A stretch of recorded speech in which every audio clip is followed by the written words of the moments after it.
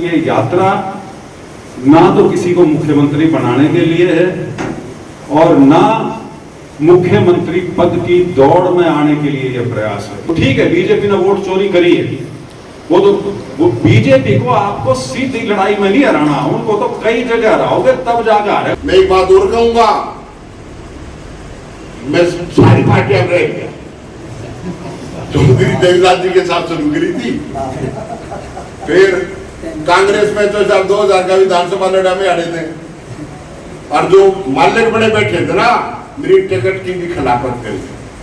अहमद पटेल जी बहुत पावरफुल आया करते, बोला संजय तो अध्यक्ष तेरी मदद करेगा नहीं करेगा, बाजू मेरा फूफा लाकर मटी डूबा रखा है, और जब बेरा लाकर ना मेरी खिलाफत करने लगा, पर अंदर ठंडे इतने तगड़े पहलवान थे तो हिसाब है टिकट लिया है।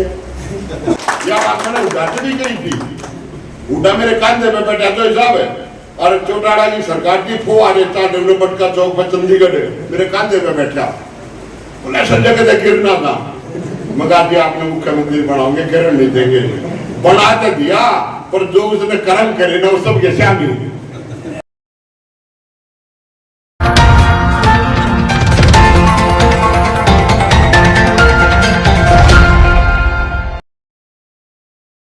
उम्र में मैंने की डेट ऑफ बर्थ से मेरे से छोटा है, लेकिन चौधरी साहब का जमाना और वक्त मुझे याद है।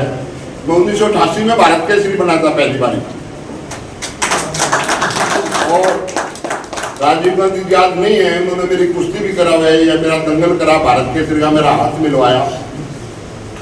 ये तो दोनों मूर्ति सामने बैठी है ना आपकी, इन्होंने इस देश में विशेष करके किसानों के लिए, कमेरे वर्ग के लिए जो चौधरी छोटू राम जी ने लड़ाई लड़ी थी, ये उनके वंशजन का खून है।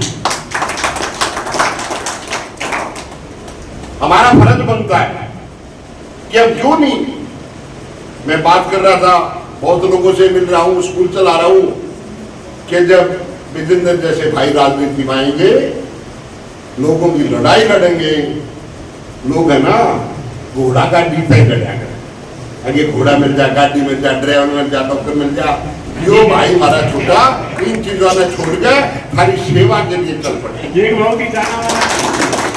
और मैं चाहूंगा भगवान इनको तंदुरुस्ती दे, इनको ठीक रखे, और ये ऐसे लड़ाई लड़ते रहे। मैं एक बात और कहूंगा, मैं सारी पार्टियां रह गया, चौधरी देवदास जी के साथ शुरू करी थी, फिर कांग्रेस में तो साहब 2000 का विधानसभा लड़ा में अड़े थे, और जो मालिक बड़े बैठे थे ना, मेरी टिकट की भी खिलाफत करी। अहमद पटेल जी बहुत पावरफुल आया करते, बोला संजय तो अध्यक्ष तेरी मदद करेगा नहीं करेगा, बाजू मेरा फूफा लाकर मटी डूबा रखा है, और जब बेरा लाकर ना मेरी खिलाफत करने लगा, पर अंदर ठंडे इतने तगड़े पहलवान थे तो हिसाब है टिकट लिया है। तो वह कहानी हो रही है, कौन है क्या है, लेकिन मैं एक बात, मेरा मन खुश है कि मैं हिमाचल से, मैं तो छोड़ छाड़ के चला गया, जीवन जा रहा हूँ, आराम से जीवन व्यतीत करने के लिए, कि भगवान ठीक रखा है, और ऐसे भाई एक दिन हरियाणा प्रदेश का मुख्यमंत्री बने, बस ये बात मैंने उदाहरण नहीं करी थी, उड़ा मेरे कंधे में बैठा तो हिसाब है, और चौटाला की सरकार की फो आ देता डेवलपमेंट का चौक पर चंडीगढ़ मेरे कंधे में बैठा, बोला संजय कहते गिरना था, मगर दिया आपने मुख्यमंत्री बनाओगे, किरण नहीं देंगे, बना तो दिया, पर जो उसने कर्म करे ना वो सब के शामिल। जब ऐसा एक प्रार्थना है और एक रिक्वेस्ट है कि जिस ईमानदारी से आपने नौकरी करी है ना, इसी ईमानदारी के साथ इस हरियाणा प्रदेश की सेवा करना, आपने मुख्यमंत्री बने तो कोई नहीं रोक सकता। हमारी यात्रा, सद्भाव यात्रा का ये 79वां विधानसभा है आज खरखौदा का, और अब यहाँ से खरखौदा शहर में जाके इसका समापन हो जाएगा। अब तक जो यात्रा रही, जो संदेश इस यात्रा के माध्यम से हम लेके चले थे, आपसी भाईचारे का, छत्तीस बिरादरी के भाईचारे का, कौमी एकता का, बहुत लोगों ने कहा था कि जी इस चीज का भी ना तो कोई समय क्योंकि कोई राजनीतिक घटना तो घटने वाली नहीं, कोई इलेक्शन नहीं है। ऐसे समय पे इतनी लंबी यात्रा ले जाने का औचित्य क्या है? लेकिन उस समय जब ये यात्रा के बारे में सोचा गया था तो मोटी बात ये थी कि एक तो जो 2024 अक्टूबर के विधानसभा चुनाव के जो नतीजे थे, उससे एक राजनीतिक खालीपन हो गया था पूरे प्रदेश में। चाहे आप जनसाधारण की बात कर लें या कांग्रेस पार्टी के कार्यकर्ता नेताओं की बात कर लें, दिशाहीन सा हिसाब किताब लग रहा था सारा कि, क्योंकि एक ऐसे माहौल में वो नतीजा आया था जहां किसी ने भी ये दूर दूर तक नहीं सोचा था कि कांग्रेस की सरकार ना आने की कोई संभावना होगी। हर व्यक्ति ये मान के चलता था कि कांग्रेस की सरकार आनी है। और उस माहौल में फिर इस यात्रा के बारे में सोचा तो संजय पहलवान जी का वैसे तो बहुत बहुत धन्यवाद, लेकिन ये यात्रा ना तो किसी को मुख्यमंत्री बनाने के लिए है और ना मुख्यमंत्री पद की दौड़ में आने के लिए यह प्रयास है। ये उससे कहीं ज्यादा बड़ा प्रयास है। हरियाणा का दुर्भाग्य ये है कि पिछले 30-35 सालों से हरियाणा की राजनीति घूम फिर के मुख्यमंत्री का आगे रुक जाती है। और ये दुर्भाग्य इसलिए है क्योंकि फिर व्यक्ति विशेष धुरी बन जाता है, हरियाणा की पूरी राजनीति का मुद्दे गौण हो जाते हैं और उसमें फिर आप दोष उस व्यक्ति को नहीं दे सकते जिससे आप ठगा हुआ पाए। दोष फिर अपना हो जाता है क्योंकि हमने मुख्यमंत्री बना के भेजा था, तो मुख्यमंत्री अगर कामयाब नहीं हुआ या फेल हो गया तो उसमें उसकी नाकामयाबी नहीं, वो हम सब की नाकामयाबी है, क्योंकि हमने मुद्दों की बजाय व्यक्ति को आगे रख के चुनाव लड़ा और व्यक्ति को ही बनाने का प्रयास रहा। और यही कारण है कि कांग्रेस उस गर्त में चली गई कि 3 चुनाव लगातार हार चुकी है। और 3 नहीं 4, सरकार 3 में नहीं बनी, लेकिन 2009 का चुनाव भी पार्टी जीतती नहीं थी, वो भी 40 सीट आई थी उस समय। और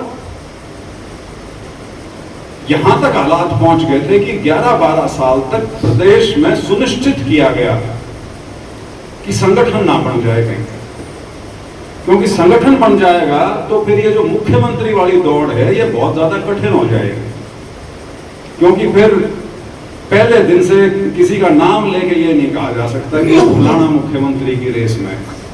संगठन यदि है तो ठीक है, उस संगठन में मजबूत लोग भी होते हैं, कमजोर भी होते हैं, मध्यम दर्जे के भी होते हैं, निम्न दर्जे के भी होते हैं, कई बहुत उत्कृष्ट कार्यकर्ता भी होते हैं जिनको अच्छे पद मिल जाते हैं। लेकिन कम से कम एक संगठन की अपनी शक्ति होती है, एक शक्ल होती है, एक उसका विचार होता है, जो पार्टी की विचारधारा जिसको फिर वो आगे ले जाता है। मेरे से एक बार एक पत्रकार ने पूछा अभी कुछ दिन पहले कि जी आपका इस चीज के बारे में क्या मानना है, ये तुमने कुछ कहा। मेरा जवाब मुझे याद है, पता नहीं कैसे मैंने कहा कि भाई यदि आप एक जैसे कपड़े पहन के या एक जैसी पगड़ियां बांध के यदि आप ये दिखाना चाह रहे हो कि हमारे लिए पार्टी से पहले वो व्यक्ति है जिसने हमको ये जैकेट टी-शर्ट या पगड़ी पहना रखी है, तो मैंने कहा लानत ऐसे नेताओं पे है और लानत उन पे है जो उनके अनुयायी। कारण है जो असली जड़ में है जो कांग्रेस का हाल हुआ। तो ठीक है बीजेपी ने वोट चोरी करी है, वो बीजेपी को आपको सीधी लड़ाई में नहीं हराना, उनको तो कई जगह हराओगे तब जाकर हारेगा। बस कौन सा आकर था वो नहीं, वो कौन सा बीज हुआ करे, वो जैब मारो उतने और पैदा हो जाए, उसके जितनी खून पड़े, ये उस टाइप का सौदा है, रक्त बीज पे आ गए उसमें, ये उस टाइप का सौदा है ये। इसमें यदि आप सिर्फ ये सोचो कि इनको एक चीज में दबा लोगे तो दूसरी जगह उभरी मिलेगी, क्योंकि इनकी जो संस्थाएं हैं, जो कहने को सांस्कृतिक संस्थाएं हैं या शैक्षणिक संस्थाएं हैं या समाज सुधार की संस्थाएं हैं, उनके मूल में सारी की सारी राजनीति जो है और विचारधारा वो आरएसएस की है। तो उसमें यदि आपको उनका मुकाबला करना है, कोई एक व्यक्ति और उस व्यक्ति के पीछे लग के करोगे तो कहीं नहीं पहुंचोगे, वहीं पहुंचोगे जहां 12 साल में आज हम खड़े हैं। इस चीज से बाहर निकलना हम सबके लिए बहुत जरूरी है। हाँ, ये मैं मानता हूं कि ये यात्रा उस और एक प्रयास जरूर है कि वो आप सबने पिक्चर देखी होगी, पीछे एक आई थी बहुत बढ़िया, वैसे तो आईएएस के ऊपर थी, 12वीं फेल है, तो उसमें क्या था, जमी जमाई व्यवस्था। तो जमी जमाई व्यवस्था को हिलाने का प्रयास तो जरूर है इसमें, और प्रयास नहीं उस जमी जमाई व्यवस्था को तोड़ने की तरफ कदम उठाया है हमने। और वो जमी जमाई व्यवस्था जो है वो परली तरफ भी है और इस तरफ भी, दोनों तरफ। तो उस जमी जमाई व्यवस्था को मुझे ऐसा लगता है वो हिलनी तो शुरू होगी, क्योंकि एक मैं कहीं पढ़ रहा था कुछ दिन पहले, वैसे तो किसी साथी ने भेजा था मेरे को कि जिसको कहीं अपने भाषण वगैरह में इस्तेमाल कर लिया करो, मैंने करा भी। तो आज मेरे को फिर उसका संदर्भ नजर आया, क्योंकि बात अभी उस तरह की चल पड़ी। वो ये था कि जब भी कोई विरोध में कोई चीज बननी शुरू होती है या कोई प्रयास होता है, तो वो लोग जो सत्ता में होते हैं, और सत्ता का मतलब सिर्फ वो नहीं होता जो सरकार में होते हैं, सत्ता के कई रूप होते हैं, वो लोग जो सत्ता में होते हैं वो पहली कोशिश तो यह करते हैं कि उसको नजरअंदाज करें, उसकी मौजूदगी को ही कहें कि है ही नहीं। पहली वो स्टेज होती है। दूसरी स्टेज होती है जब उनको लगता है कि नजरअंदाज करने से काम नहीं चला, तो फिर वो आपका परिहास करना शुरू करते हैं, आपका करते हैं। वो दूसरी स्टेज है। तीसरी स्टेज आती है जब उनको लगता है कि ये तो ना तो नजरअंदाज होने से रुके, ना मजाक उड़ाने से शर्मिंदा होकर रुके, फिर वो उनसे लड़ना शुरू करते हैं। और जब वो आपसे लड़ना शुरू कर लें तो समझ लेना आप अब जीत की ओर आगे बढ़ चुके हो। हम इस यात्रा में बहुत समय पहले इस चौथी स्टेज पे पहुंच चुके हैं, क्योंकि पहली 2-3 स्टेज जो थी वो पहले और दूसरे चरण तक तो कोशिश करी थी लोगों ने, और उसके बाद तो लेकिन लड़ना भी छोड़ गए, इग्नोर करना भी छोड़ गए, और मजाक तो कभी उड़ाना छोड़ गए, क्योंकि जनता में कोई भी आदमी हमें कहीं से ऐसी ध्वनि नजर नहीं आई जिसने ये कहा भाई तुम माड़ा काम करने लग रहे हो। कोई नहीं मिला हमको। और करीब करीब सारा हरियाणा कर चुके हैं हम, 79वीं विधानसभा में हम पहुंच लिए, कहीं से ये स्वर नहीं आया कि आप गलत काम कर रहे हो। तो ये ही हमारी इस यात्रा की मैं मानता हूं खूबसूरती है, कि जिस लक्ष्य जिस ध्येय को लेके हम चले हैं कि बीजेपी जो राजनीतिक कारण से हमारे भाईचारे को कमजोर करना चाह रही है, उसका मुकाबला किया जाए और कांग्रेस को और मजबूती देकर उसका मुकाबला किया जाए, ये हमारा प्रयास है। और इसी प्रयास में निरंतर हम बढ़ रहे हैं। उसी प्रयास में जब आप जैसे लोग हमारे समर्थन में आते हैं, हमारी हौसला अफजाई करते हैं, आपके इतने चौड़े कंधे हमें सहारे के लिए मिलते हैं, तो फिर हमारे अगले कदम अपने आप आसानी से और बढ़ते चले जाते हैं। इन्हीं शब्दों के साथ मैं एक बार फिर से आप सभी का बहुत बहुत धन्यवाद करता हूँ। जय हिंद। में आपका स्वागत किया गया है और कल सोनीपत में भी इसी तरह से स्वागत किया गया था। कितना जोश अभी आज आप देख रहे हैं आज, क्योंकि सोनीपत में आज आपका आखिरी पड़ाव है। देखिए, ये जो हमारा चरण चल रहा है ये आखिरी चरण है, और ये सबसे लंबा चरण है, क्योंकि ये 20 हल्कों का है, आखिरी के 20 हल्के। और ये एक मान्यता थी इस वाले चरण की, जो खास तौर पर शुरुआती 2-3 जिले हैं उनमें शायद मुश्किल आएगी, थोड़ा सा ऊपर कर दो आप, उसमें शायद दिक्कत आएगी, क्योंकि एक मान्यता बन गई है कि जीटी रोड जो है वो बीजेपी की हो चुकी है, और ख़ास तौर पर करनाल लोकसभा 9 की 9 सीट, क्योंकि कांग्रेस वहाँ हार गई थी, बीजेपी जीती है, तो इस प्रकार की एक मान्यता थी। तो 3 तारीख को हमारा ये कार्यक्रम जो ये चरण का है यात्रा का, ये करनाल से शुरू हुआ था, और उसके बाद करनाल के बाद घरौंडे के बाद फिर हम पानीपत ज़िले में आए, पानीपत ग्रामीण, पानीपत शहर, संभालखा, उसके बाद सोनीपत में। वैसे तो सोनीपत हम पहले भी बड़ौदा गोहाना दूसरे चरण में कर गए थे, लेकिन इस चरण में जो जीटी रोड कह लो जिसको, उसके जो ये 4 हल्के हैं, जिसमें पहला गन्नौर था, उसके बाद राई के बाद कल सोनीपत शहर में थे, आज खरखौदा में हैं। तो अभूतपूर्व समर्थन मिला है यहाँ पर लोगों का। और लोगों के अलावा मैं ये कहना चाहूँगा कि इस पूरी बेल्ट में, चाहे वो करनाल ज़िला था, चाहे वो आपका पानीपत था, सोनीपत तो है ही, कांग्रेस पूरी तरह से यहाँ मजबूत है। मैं ये नहीं कहूँगा जिंदा है, कांग्रेस बहुत मजबूत है, बहुत बड़ा दल है, और कांग्रेस के कार्यकर्ता में एक बहुत बड़ी टीस है इस बात की कि यहाँ पे कामयाबी नहीं मिल पा रही। और उसमें हमको ज़रूर ये काफ़ी कुछ एहसास हुआ इस बात का कि शायद हमारी खुद की कुछ कमियां रही जिसकी वजह से यहाँ पे नतीजे वो आए जो आए, अन्यथा इस तरह के नतीजे ग्राउंड पे जब आप देखें तो आने चाहिए नहीं थे। तो उस नाते यदि देखें तो बहुत अच्छा रिस्पांस रहा है अब तक। और कल यात्रा ये सोनीपत ज़िले से बहादुरगढ़, मतलब झज्जर का वो हमारा पहला विधानसभा है, बहादुरगढ़ चली जाएगी। उद्देश्य क्या है? एक सामाजिक एकता को लेकर आगे बढ़ रहे हैं कि राजनीतिक सक्रियता बढ़ाने का एक दोनों चीज़ें हैं। क्योंकि हम राजनीतिक दल हैं, राजनीतिक दल का हिस्सा है, राजनीतिक दल का झंडा और उसकी विचारधारा लेके चले हैं। तो मैं ये नहीं कह सकता कि हम समाज सुधारक हैं। हम राजनीतिक लोग हैं जिनको ये आभास हुआ है कि बीजेपी ने यदि एक चीज़ पर प्रहार किया है अपनी राजनीति जमाने के लिए, वो हमारा सामाजिक ताना बाना है, जो भाईचारे की बात हम बार बार करते हैं, उसके ऊपर उनका प्रहार है और निरंतर प्रहार है और अभी भी वही कोशिश उनकी जारी है। तो वो हमारा यात्रा के मूल में है। लेकिन उसका जो पॉलिटिकल एस्पेक्ट है, जो उसका राजनीतिक पहलू है, वो हमारे नारे में है, कांग्रेस का हाथ भाईचारे के साथ। तो बड़ी स्वाभाविक सी चीज़ है कि इस यात्रा के माध्यम से हम कांग्रेस को और मजबूत करने का प्रयास कर रहे हैं और एक ऐसी लड़ाई और ऐसी जद्दोजहद की तैयारी के लिए हम इसमें लगे हैं जो लंबी है। ये नहीं है कि कोई 1 महीना या 1 साल की कवायद है, 7 महीने की तो हमारी ये यात्रा है। और क्योंकि बीजेपी एक विचारधारा और संगठन की पार्टी है, तो उसका यदि आपको मुकाबला करना है तो उसी स्तर पर मुकाबला आपको करना पड़ेगा। सिर्फ ये नहीं है कि हम सिर्फ चुनाव की दृष्टि से ही सारी चीज़ के बारे में सोचें, क्योंकि समाज में यदि भेद पैदा होना शुरू हो जाए और वो स्थापित होना शुरू हो जाए, फिर उसको आप किसी इलेक्शन के नतीजे के भरोसे नहीं छोड़ सकते। उसको तो आपको सुधारने के लिए या उसको वहाँ तक पहुँचने से रोकने के लिए आपको पहले से तैयारी करनी पड़ेगी। और हमारी जो यात्रा है ये उसी और एक प्रयास है।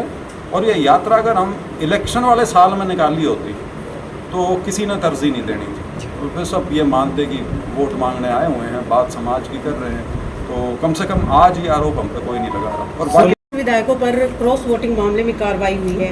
आज रतिया से विधायक जर्नैल सिंह ने प्रेस कॉन्फ्रेंस करके ये आरोप लगाया कि बेवजह क्रॉस वोटिंग में उनका नाम उछाला गया, जबकि उन्होंने वोट तो कांग्रेस प्रत्याशी को दी थी। देखिए, बड़ी सीधी सी बात है, 5 क्रॉस वोट हुई हैं, इसको कोई नकारता नहीं। वोट किसने किसको दी है उसकी देखने की जिम्मेवारी पार्टी ने किन्हीं को सौंपी थी। वो यदि कहते हैं कि इन 5 लोगों ने क्रॉस वोट किया है तो वो फाइनल है, उसके बारे में कोई बहस नहीं कर सकते। वो तो ठीक है, अब जो लोग इस क्रॉस वोटिंग जिन्होंने की और जिनको अब सस्पेंड किया है पार्टी से, तो वो अपने राजनीतिक कि गणित के हिसाब से क्या सोच के किस हिसाब से कह रहे हैं। लेकिन क्योंकि आपने रतिया से जर्नैल सिंह जी का जिक्र किया, जिस दिन क्रॉस वोटिंग हुई और इनको नोटिस इशू हुआ, मतलब इन्होंने तो नायब सैनी जी के लिए ऐसे कसीदे पढ़े थे जैसे बीजेपी के कार्यकर्ता हूँ, तो वो क्या करने की ज़रूरत थी? उससे तो यही सर, एक आप यात्रा निकाल रहे हैं, एक आपके फादर साहब ने भी यात्रा निकाली थी, उसमें भी बहुत सहयोग मिला था। उस यात्रा में इस यात्रा में क्या अंतर है और क्या आपको बेनिफिट मिल रहा है उसका? नहीं, यात्राओं के कंपैरिजन नहीं होते। और भैया, मेरी यात्रा तो राहुल गांधी की भारत जोड़ो यात्रा का पार्ट 2 है। उन्होंने यात्रा देश की थी, उसका मुझे खुशी है, इस बात की गर्व है बल्कि कि हम पूरे देश में पहले हैं जो राहुल गांधी की भारत जोड़ो यात्रा को किसी प्रदेश में लेके उतरे हैं और पूरे प्रदेश में जा रहे हैं। और यात्राओं के फ़ायदे नुकसान नहीं हुआ करते। नुकसान तो सिर्फ तब होता है जब यात्रा की मंशा गलत हो, जैसी मेवात में निकालते थे और फिर वो वहाँ पे 2023 में वायलेंस भी कराई थी। या एक वो यात्रा थी बड़ेवाड़ी, पूरा देश जला दिया था जिसने, जहाँ से वो निकली, सांप्रदायिक दंगे भड़के थे। तो हमारी यात्रा उस प्रकार की यात्रा नहीं है जिसको आप फौरी तौर पे जिसके बारे में ये सोच सको कि इससे क्या नफ़ा हुआ, क्या नुकसान हुआ। इतना ज़रूर कह सकता हूँ, नुकसान तो कोई होगा नहीं, होगा तो फ़ायदा होगा और पार्टी का होगा। जैसे यानी कांग्रेस और बीजेपी दोनों से जूझना पड़ रहा है, दोनों ही जगह संगठन संबंधी उनकी विचारधारा दूसरी है, आपने अभी कहा है, और कांग्रेस की दूसरी है। तो उसमें कितनी सफलता आप मान रहे हैं भाई, कितने परसेंट हम आगे बढ़े? हमारा संघर्ष जो है वो सिर्फ और सिर्फ बीजेपी आरएसएस की विचारधारा और उनकी सरकार के विरुद्ध है। हम अंदर कोई लड़ाई नहीं लड़ रहे। अंदर की लड़ाई तो लोगों ने मेरे ख्याल से सेटल कर दी है।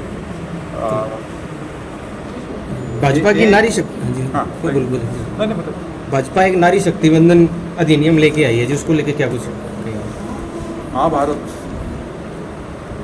भीष्म पितामह को मारा नहीं जा सकता था, तीर अर्जुन के थे, सामने शिखंडी को खड़ा किया गया था। ये जो बहस 3 दिन की हो रही है, ये नारी शक्ति वंदन अधिनियम की नहीं है। उसको शिखंडी की तरह आगे रख के पीछे से डीलिमिटेशन को घुसाया जा रहा है। और इस डीलिमिटेशन के बहाने ये क्या करना चाह रहे हैं, ताकि इनको कास्ट सेंसस के ऊपर जो डीलिमिटेशन होना चाहिए वो ना करना पड़े। तो सेंसस को दरकिनार करके सेंसस होने से पहले डीलिमिटेशन कर दें, जिससे जो बड़ी चीज़ें हैं, जो ये, क्योंकि कांग्रेस का दबाव इतना ज़्यादा बन गया था, देश में माहौल इतना ज़्यादा बन गया था, और 2024 के लोकसभा नतीजों ने इनको झकझोर दिया था, तो वो कास्ट सेंसस का इन्होंने हामी तो भर ली, लेकिन ये भी सबको पता था कि ये इसको किसी ना किसी तरह से रफा दफा करने का प्रयास करेंगे। तो ये बिल्कुल वही चीज़ कि सेंसस ख़त्म होने से पहले ही डीलिमिटेशन घुसा दो इसमें, और मुद्दा बनाओ विमेंस रिजर्वेशन का। विमेंस रिजर्वेशन सितंबर 2023 में पास हो चुकी। आज भी राहुल गांधी जी ने अपनी स्पीच में ये कहा है कि वो जो आपकी 2023 में सर्वसम्मति से पास हुई थी, आप वही बिल दोबारा ले आओ। उसके अंदर आपने ही जो 2 कंडीशंस लगाई थी कि जो आखिरी सेंसस होगा उसके बाद जो डिलिमिटेशन होगी उसमें विमेन रिजर्वेशन दी जाएगी, कहता वो दोनों चीज़ हटा दो। आज इसी पल उसको दोबारा से मान्यता देने के लिए तैयार है। लेकिन ये खेल दूसरा है। ये खेल साउथ इंडियन स्टेट्स को, नॉर्थ ईस्ट की स्टेट्स को, छोटे प्रदेशों को, उन सब के हितों पे लात मार के सिर्फ अपना एक राजनीतिक उल्लू सीधा करने का प्रयास है। और मुझे वैसे ये भी नज़र आता है कि ये प्रयास भी नहीं, ये एक छिछोरी हरकत है, क्योंकि इनको पता है ये बिल गिरेगा। 2/3 बहुमत चाहिए, मतलब करीब 360-65 कितने चाहिए, वो है नहीं, तो ये बिल गिरेगा। ये सिर्फ बंगाल के चुनाव में जाके ये हाय हाय करना चाहते हैं कि देखो पूरे विपक्ष ने, जिसका कांग्रेस भी और तृणमूल कांग्रेस भी हिस्सा है, इन्होंने महिला आरक्षण का विरोध किया। ये है कहानी। ये तुच्छ राजनीति जो है वो सिर्फ इस एक बिंदु पर आगे टिकती है। यार 23 तारीख को फर्स्ट फेज़ है बंगाल का, और तमिलनाडु का पूरा चुनाव है। 29 को ये पूरा चुनाव खत्म हो जाएगा। कौन सी आफत आई हुई थी जो ये इनको 3 दिन का स्पेशल सेशन बुला के और ये फर्जी तरीके से महिला आरक्षण को आगे करके डीलिमिटेशन को धक्का मारने की कोशिश जो हो रही है।